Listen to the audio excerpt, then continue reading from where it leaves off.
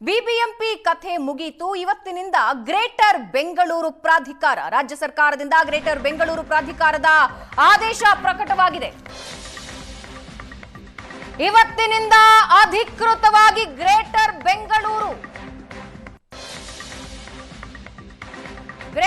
ಬೆಂಗಳೂರು ಪ್ರಾಧಿಕಾರ ಅಸ್ತಿತ್ವಕ್ಕೆ ಬಂದಿದೆ. ಬಿಬಿಎಂಪಿ ರದ್ದು ಮಾಡಿ ಗ್ರೇಟರ್ ಬೆಂಗಳೂರು ಪ್ರಾಧಿಕಾರ ತಂದಿದೆ ಸರ್ಕಾರ. ಬಿಬಿಎಂಪಿ ಬದಲು ಗ್ರೇಟರ್ ಬೆಂಗಳೂರು ಅಡಿಯಲ್ಲಿ 5 ಪಾಲಿಕೆಗಳು, ಬಿಬಿಎಂಪಿಯನ್ನ 5 ಭಾಗಗಳಾಗಿ ವಿಭಜಿಸಿ ಅಧಿಕೃತ ಆದೇಶ. ಬೆಂಗಳೂರು ಕೇಂದ್ರ, ಬೆಂಗಳೂರು ಪೂರ್ವ, ಬೆಂಗಳೂರು ಪಶ್ಚಿಮ, ಬೆಂಗಳೂರು ಉತ್ತರ ಮತ್ತು ಬೆಂಗಳೂರು ದಕ್ಷಿಣ.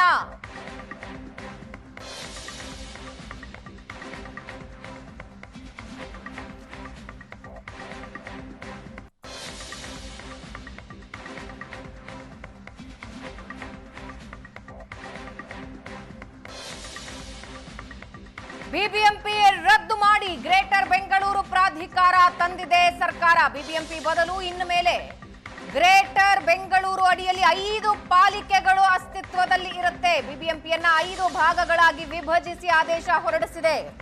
ಆದೇಶದ ಕಾಪಿ ನೀವು ನೋಡ್ತಾ ಇದ್ದೀರಿ ವೀಕ್ಷಕರೇ. ಬಹಳ ದಿನಗಳಿಂದ ಚರ್ಚೆಯಲ್ಲಿ ಇದ್ದ ಗ್ರೇಟರ್ ಬೆಂಗಳೂರು ಪ್ರಾಧಿಕಾರ ಅಸ್ತಿತ್ವಕ್ಕೆ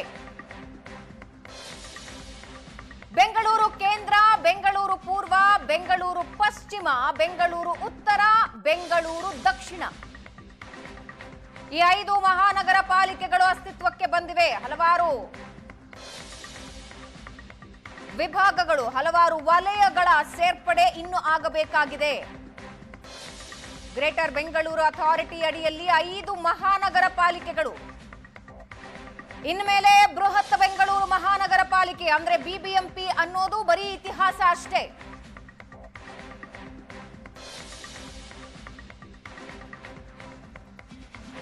ಇವತ್ತಿನಿಂದ ಗ್ರೇಟರ್ ಬೆಂಗಳೂರು ಪ್ರಾಧಿಕಾರ 5 ಪಾಲಿಕೆಗಳಿಗೆ ಅಧಿಕಾರಿಗಳ ನೇಮಕ. ಜಿಬಿಎ ಅಧ್ಯಕ್ಷರಾಗಿ ಜಿಬಿಎ ಗ್ರೇಟರ್ ಬೆಂಗಳೂರು ಪ್ರಾಧಿಕಾರ, ಇದರ ಅಧ್ಯಕ್ಷರಾಗಿ ಸಿಎಂ ಸಿದ್ದರಾಮಯ್ಯ, ಉಪಾಧ್ಯಕ್ಷರಾಗಿ ಡಿಸಿಎಂ ಡಿಕೆ ಶಿವಕುಮಾರ್.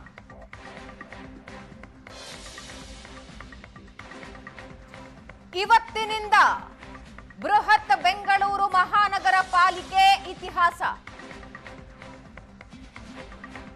ಆ ಬಿಬಿಎಂಪಿಯನ್ನ 5 ವಿಭಾಗಗಳಾಗಿ ವಿಭಜಿಸಲಾಗಿದೆ.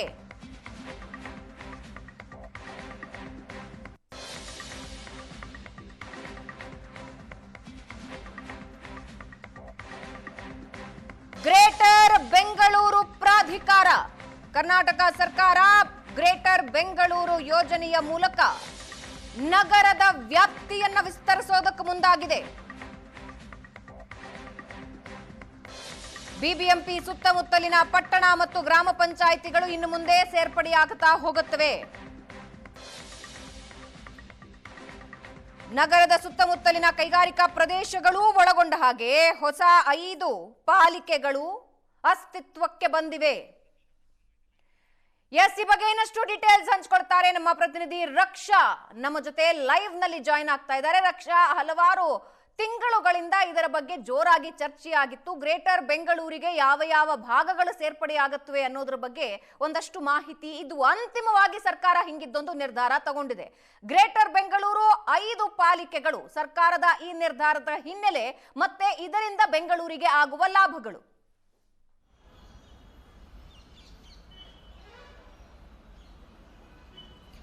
ಭಾವನಾ, ಗ್ರೇಟರ್ ಬೆಂಗಳೂರು ನಿಜಕ್ಕೂ ಹೇಳಬೇಕು ಅಂದರೆ ಡಿಕೆ ಶಿವಕುಮಾರ್ ಅವರ ಒಂದು ಕನಸಿನ ಕೂಸಾಗಿತ್ತಂತಾನೆ ಹೇಳ್ಬೋದು. ಅಂದರೆ ಗ್ರೇಟರ್ ಬೆಂಗಳೂರನ್ನ ಮಾಡಲೇಬೇಕು, ಬೆಂಗಳೂರಿನ ವ್ಯಾಪ್ತಿಯನ್ನು ವಿಸ್ತರಿಸ್ಕೋಬೇಕು.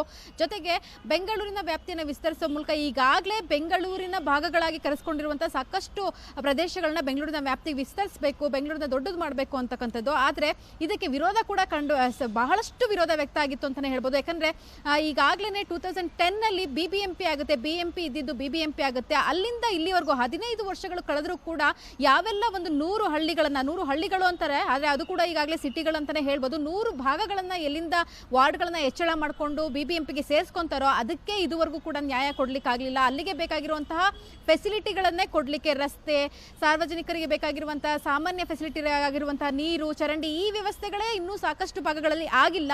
ಹೀಗಿರುವಾಗ ಹೊಸದಾಗಿ ನಾವು ಮತ್ತಷ್ಟು ವ್ಯಾಪ್ತಿಯನ್ನು ವಿಸ್ತರಣೆ ಮಾಡಿಕೊಂಡ್ರೆ ಅದಕ್ಕೆ ಅಭಿವೃದ್ಧಿಯನ್ನು ಮಾಡಲಿಕ್ಕೆ ಸಾಧ್ಯ ಆಗುತ್ತೆ ಅನ್ನತಕ್ಕಂಥದ್ದು ಒಂದು ಕಡೆ ವಾದ. ಆದರೆ ಮತ್ತೊಂದು ಕಡೆ ಈಗಿರುವಂತಹ 198 ವಾರ್ಡ್ಗೆ ಏನಿತ್ತು ಅದನ್ನು ವಿಸ್ತರಿಸಿ 252 ವಾರ್ಡ್ಗಳನ್ನ ಮಾಡಲಾಗುತ್ತೆ, ಅದಕ್ಕೆ ನೀವು ಇನ್ನೂ ಕೂಡ ಎಲೆಕ್ಷನ್ನ ಮಾಡಲಿಕ್ಕೆ ಗತಿ ಇಲ್ಲ. ಹೀಗಿರ್ಬೇಕಾದ್ರೆ ಗ್ರೇಟರ್ ಬೆಂಗಳೂರು ಮಾಡ್ತಿದ್ದೀರಾ ಅನ್ನುವಂತಹ ವಾದದಿಂದ ಹಿಡಿದು ಗ್ರೇಟರ್ ಬೆಂಗಳೂರು ಅಂತೇಳಿ ನೀವು ಕನ್ನಡವನ್ನ ಬಿಟ್ಟು ಬೃಹತ್ ಬೆಂಗಳೂರು ನಗರ ಪಾಲಿಕೆ ಅಂತ ಇದ್ದಂತಹ ಕನ್ನಡವನ್ನ ಕೊಲೆ ಮಾಡಿ ಗ್ರೇಟರ್ ಬೆಂಗಳೂರು ಅಂತ ಹೆಸರಿಟ್ರಿ ಅನ್ನೋವರೆಗೂ ಕೂಡ ಸಾಕಷ್ಟು ವಿವಾದಗಳು ಹಾಗೆಯೇ ಸಾಕಷ್ಟು ಅಪೋಸ್ಗಳು ಶುರುವಾಗಿತ್ತು ಅಂತಾನೆ ಹೇಳ್ಬೋದು. ವಿರೋಧಗಳು ಸಾಕಷ್ಟು ಬಾರಿ ವ್ಯಕ್ತವಾಗಿತ್ತು, ವಿಧಾನಸಭೆಯಲ್ಲೂ ಕೂಡ ಸಾಕಷ್ಟು ವಿರೋಧ ವ್ಯಕ್ತ ಆಗಿತ್ತು. ಹಾಗಿದ್ರೂ ಕೂಡ ಅವೆಲ್ಲ ವಿರೋಧಗಳನ್ನ ದಾಟ್ಕೊಂಡು ಇನ್ನು ಮುಂದೆ ಬೃಹತ್ ಬೆಂಗಳೂರು ಮಹಾನಗರ ಪಾಲಿಕೆ ಅನ್ನೋದು ಇತಿಹಾಸದ ಒಂದು ಪುಟ ಸೇರ್ಕೊಳ್ಳುತ್ತೆ. ಇವತ್ತಿನಿಂದಲೇ ಗ್ರೇಟರ್ ಬೆಂಗಳೂರು ಚಾಲನೆಗೆ ಬಂದಿದೆ.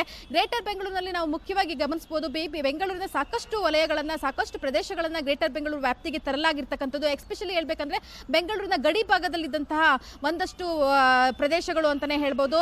ಮೇನ್ಲಿ ನಾವು ನೋಡ್ಬೋದು, ಬೆಂಗಳೂರಿನ ಉತ್ತರ ನಗರ ಪಾಲಿಕೆಗೆ ಬಂದರೆ ನಾವು ಬ್ಯಾಟರಾಯನಪುರ, ದಾಸರಳ್ಳಿ, ಮಲಸಂದ್ರ, ಹೀಗೆ ಹಲವಾರು ಕ್ಷೇತ್ರಗಳನ್ನು ತೆಗೆದುಕೊಂಡಿದ್ದಾರೆ. ಇನ್ನು ಬೆಂಗಳೂರಿನ ದಕ್ಷಿಣಕ್ಕೆ ಬಂದಂಥ ಸಂದರ್ಭದಲ್ಲಿ ನಾವು ಮೇನ್ಲಿ ನೋಡಬಹುದಾಗಿರ್ತಕ್ಕಂಥದ್ದು ವಿಧಾನಸಭಾ ಕ್ಷೇತ್ರಗಳಲ್ಲಿ ಬೆಂಗಳೂರು ದಕ್ಷಿಣ ನಗರ ಪಾಲಿಕೆ ವ್ಯಾಪ್ತಿಗೆ ಸಾಕಷ್ಟು ಬೆಂಗಳೂರು ದಕ್ಷಿಣ ವಿಧಾನಸಭಾ ಕ್ಷೇತ್ರದ ಒಂದಷ್ಟು ವ್ಯಾಪ್ತಿಗಳು ಇದೇನಿತ್ತು, ವಾರ್ಡ್ಗಳಿತ್ತು, ಅವೆಲ್ಲವೂ ಕೂಡ ಬರ್ತಿರ್ಲಿಲ್ಲ. ಕೆಲವೊಂದಷ್ಟು ಅವೆಲ್ಲ ಕೂಡ ತೆಗೆದುಕೊಂಡಾಗಿರೋದು. ಜೊತೆಗೆ ಯಲಹಂಕ ವ್ಯಾಪ್ತಿನಲ್ಲೂ ಕೂಡ ಸಾಕಷ್ಟು ವಾರ್ಡ್ಗಳನ್ನು ಮತ್ತೆ BBMPಯ ವ್ಯಾಪ್ತಿಗೆ ಪಡ್ಕೊಂಡಿರ್ತಕ್ಕಂಥದ್ದು. ಆನೇಕಲ್ಲಲ್ಲೂ ಕೂಡ ಸಾಕಷ್ಟು ಪ್ರದೇಶಗಳು BBMPಯ ವ್ಯಾಪ್ತಿಗೆ ಬರ್ತಾ ಇದೆ. ಈ ಕಡೆ ಕನಕಪುರ ಭಾಗಕ್ಕೆ ಹೋದ್ರೆ, ನಾವು ಕನಕಪುರ ರಸ್ತೆಗೆ ಹೋದಂಥ ಸಂದರ್ಭದಲ್ಲೂ ಕೂಡ BBMP ತನ್ನ ವ್ಯಾಪ್ತಿಯನ್ನು ವಿಸ್ತರಣೆ ಮಾಡಿಕೊಂಡಿದೆ. ಜೊತೆಗೆ ಈಗಾಗಲೇ ನಾವು ಏನು ವೆಸ್ಟ್ ಝೋನ್, ಈಸ್ಟ್ ಝೋನ್ ಅಂತೆಲ್ಲ ಕರಿತಾ ಇದ್ವು, ಅವೆಲ್ಲವೂ ಕೂಡ ಪಾಲಿಕೆಗಳಾಗಿ ಕನ್ವರ್ಟ್ ಆಗಿರ್ತಕ್ಕಂಥದ್ದು. ಮಹದೇವಪುರ ವಲಯ ಅಂತ ನಾವು ಕರಿತಾ ಇದ್ವಿ, BBMPಯ ಮಹದೇವಪುರ ವಲಯ ಇದೆ ಅಂತ. ಆದರೆ ಅದು ಇನ್ನು ಮುಂದೆ ಮಹದೇವಪುರ ವಲಯ ಅಲ್ಲ, ಉತ್ತರ ಬೆಂಗಳೂರಾಗಿ ನಮಗೆ ಸೇರ್ಪಡೆ ಆಗಿರ್ತಕ್ಕಂಥದ್ದು. ಅಂದರೆ ಬೆಂಗಳೂರಿನ ಉತ್ತರ ಪಾಲಿಕೆ, ಬೆಂಗಳೂರಿನ ದಕ್ಷಿಣ ಪಾಲಿಕೆ, ಬೆಂಗಳೂರಿನ ಪೂರ್ವ ಪಶ್ಚಿಮ ಪಾಲಿಕೆ, ಹಾಗೆ ಬೆಂಗಳೂರಿನ ಕೇಂದ್ರ ಪಾಲಿಕೆಗಳಾಗಿ ಕಾರ್ಯನಿರ್ವಹಿಸುತ್ತೆ. ಸೊ ಈಗಾಗಲೇ ಒಂದು ಸಿಸ್ಟಮ್ ಇದೆ, ಅಂದರೆ ವಲಯಗಳಾಗಿ ಕಾರ್ಯನಿರ್ವಹಿಸ್ತಾ ಇದ್ದಾವೆ, ಅವೆಲ್ಲವೂ ಕೂಡ ವ್ಯಾಪ್ತಿಗೆ ಸೇರುತ್ತೆ. ಜೊತೆಗೆ ಈ ಒಂದು ನಾವು ಗ್ರೇಟರ್ ಬೆಂಗಳೂರಿನಲ್ಲಿ ನೋಡಿದಾಗ ನಾವು ಫಸ್ಟ್ ಎಲ್ಲ ಏನು ನೋಡ್ತಿದ್ವಿ, ಕೆಲವೊಂದು ವಿಧಾನಸಭಾದ ಎಲ್ಲಾ ವಾರ್ಡ್ಗಳು ಕೂಡ ಒಂದೇ ವಲಯಕ್ಕೆ ಸೇರ್ತಾ ಇತ್ತು. ಆದರೆ ಈ ಒಂದು ಗ್ರೇಟರ್ ಬೆಂಗಳೂರಿನಲ್ಲಿ ರಾಜರಾಜೇಶ್ವರಿ ನಗರ ವಿಧಾನಸಭಾ ಕ್ಷೇತ್ರ ಅಂತ ನಾವೇನು ಕರಿತೀವಿ, ಅದೇ ವಿಧಾನಸಭಾ ಕ್ಷೇತ್ರ 3 ಪಾಲಿಕೆಗಳಲ್ಲಿ ತನ್ನ ವಾರ್ಡ್ಗಳನ್ನ ಹಂಚ್ಕೊಳ್ಳುತ್ತೆ. ಸೊ ಯಶವಂತಪುರದ ಕೆಲ ವಾರ್ಡ್ಗಳು ಕೂಡ ಬೇರೆ ಒಂದು ಪಾಲಿಕೆ, ಅಂದರೆ 2 ನಗರ ಪಾಲಿಕೆಗಳಿಗೆ 2 ಪಾಲಿಕೆಗಳೇನಿದೆ ಬೆಂಗಳೂರಿನ ಗ್ರೇಟರ್ ಬೆಂಗಳೂರು ಅಥಾರಿಟಿಯಲ್ಲಿ ಬರುವಂತಹ ಬೇರೆ ಬೇರೆ ಪಾಲಿಕೆಗಳಲ್ಲಿ ತನ್ನ ವಾರ್ಡ್ಗಳನ್ನ ಹಂಚ್ಕೊಳ್ಳುತ್ತೆ. ಯಲಹಂಕ ಕೂಡ ಅದೇ ರೀತಿಯಾಗಿ ಆಗಿರ್ತಕ್ಕಂಥದ್ದು. ಹಾಗೆ ಕೆಲವೊಂದು ಕಡೆ ಒಂದೇ ಒಂದು ವಾರ್ಡ್ ಮಾತ್ರ ಸೇರ್ಪಡೆ ಆಗಿದೆ. ಈ ರೀತಿಯಾದಂತಹ ಒಂದಷ್ಟು ಬೆಳವಣಿಗೆಗಳನ್ನು ನಾವು ಗ್ರೇಟರ್ ಬೆಂಗಳೂರು ಅಥಾರಿಟಿಯಲ್ಲಿ ನೋಡಬಹುದಾಗಿರ್ತಕ್ಕಂಥದ್ದು. ಇವೆಲ್ಲವನ್ನು ಅರ್ಥ ಮಾಡ್ಕೊಳ್ಳಿಕ್ಕೆ, ಇವೆಲ್ಲಕ್ಕೂ ಹೊಕ್ಕೊಳ್ಳಿಕ್ಕೆ ಜನಕ್ಕೆ ಸ್ವಲ್ಪ ಸಮಯ ಬೇಕಾಗಬಹುದು. ಈಗಾಗಲೇ ಅಧಿಕಾರಿಗಳನ್ನ ಕೂಡ ನೇಮಕ ಮಾಡಿರ್ತಕ್ಕಂಥದ್ದು. ಸೊ ಸದ್ಯಕ್ಕೆ ಈಗ ತತ್ಕ್ಷಣದಲ್ಲಿ 5 ಪಾಲಿಕೆಗಳಿಗೂ ಕೂಡ IAS ಆಫೀಸರ್ಗಳು ಕಾರ್ಯನಿರ್ವಹಿಸ್ತಾರೆ. ಅವರೇ ಮುಖ್ಯಸ್ಥರಾಗಿರ್ತಾರೆ ಆ ಪಾಲಿಕೆಗಳಲ್ಲಿ. ಅವರ ಕೆಳಗಡೆ 2 ವಲಯಗಳು ಬರುತ್ತೆ. 2 ವಲಯಗಳಿಗೂ ಕೂಡ ಆಫೀಸರ್ಸ್ಗಳನ್ನ ನೇಮಕ ಮಾಡಲಾಗಿದೆ.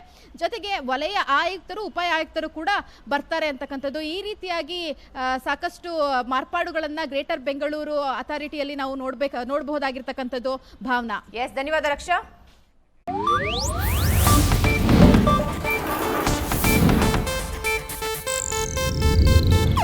ಇದು ಏಷ್ಯಾನೆಟ್ ನ್ಯೂಸ್ ನೆಟ್ವರ್ಕ್ ಪ್ರಸ್ತುತಿ.